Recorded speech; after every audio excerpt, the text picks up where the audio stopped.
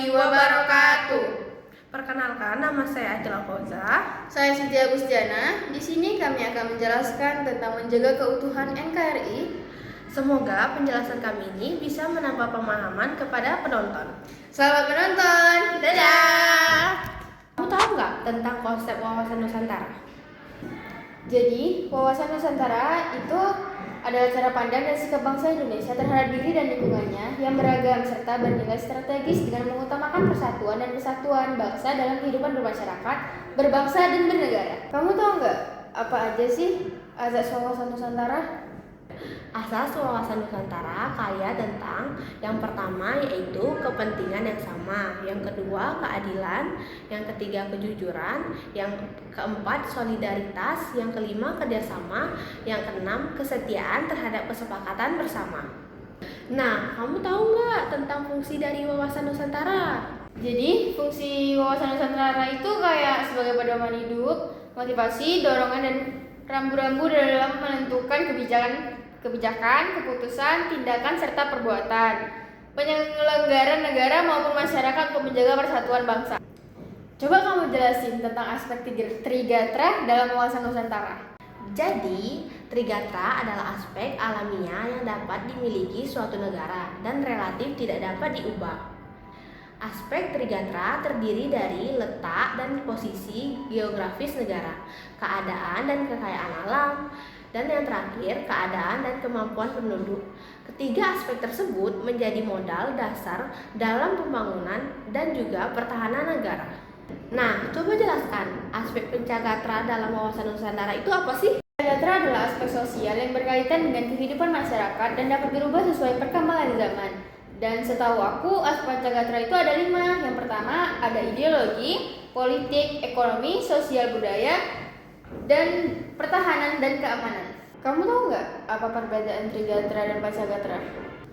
Nah, jadi Trigatra merupakan aspek alamiah yang terdiri dari letak geografis, kekayaan alam, dan penduduk. Sedangkan Pancagatra merupakan aspek sosial yang meliputi ideologi, politik, ekonomi, sosial budaya, serta pertahanan dan keamanan.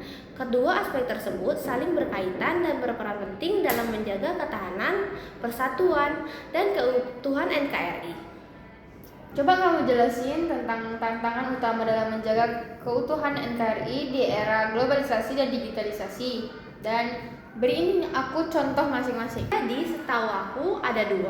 Yang pertama, penyebaran hoaks dan disinformasi merupakan tantangan di era digital yang dapat memecah persatuan, mengganggu keutuhan NKRI karena masyarakat mudah terprovokasi oleh informasi yang belum tentu benar. Contohnya berita bohong di media sosial yang menimbulkan konflik atau pemecahan antar kelompok masyarakat.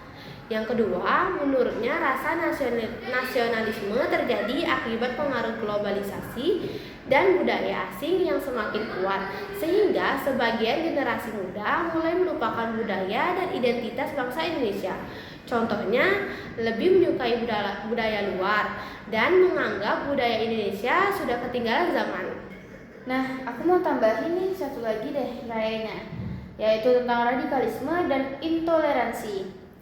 Jadi, radikalisme dan intoleransi merupakan ancaman terhadap persatuan bangsa karena adanya paham yang bertentangan dengan nilai-nilai Pancasila dan dapat mengganggu keutuhan NKRI. Contohnya, munculnya kelompok yang ingin mengganti ideologi Pancasila atau tidak menghargai perbedaan yang ada di masyarakat.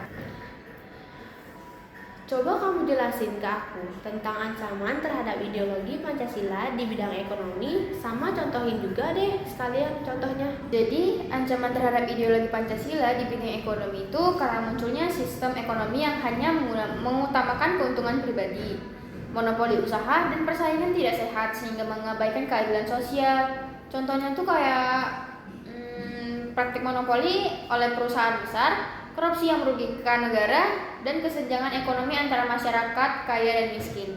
Apa saja menurut kamu tantangan generasi muda dalam mengaplikasikan ideologi Pancasila saat ini?